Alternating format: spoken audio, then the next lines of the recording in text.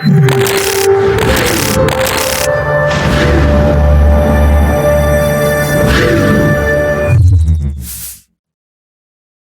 our previous class we discusses about reproduction in plants. So today our topic is water cycle and rain formation.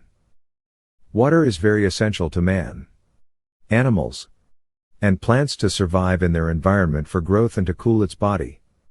Human use water also for cooking, eating, source of electricity, processing of goods.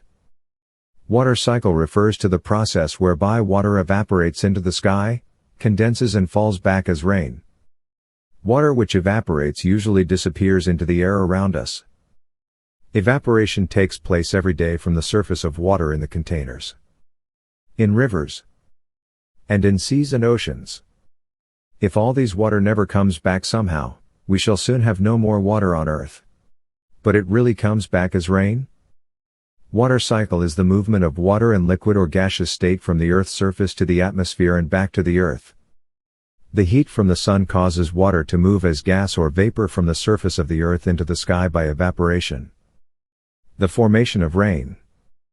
The major sources of water are lakes, river, sea, ocean, etc. The process of rain formation is as follows. When rain falls, some of the water goes to the streams, rivers, lakes, ponds, and sea, while some water will fall on leaves and holes in trees. The heat from the sun changes some of the water to vapor or gas, evaporation. This vapor is carried up into the atmosphere.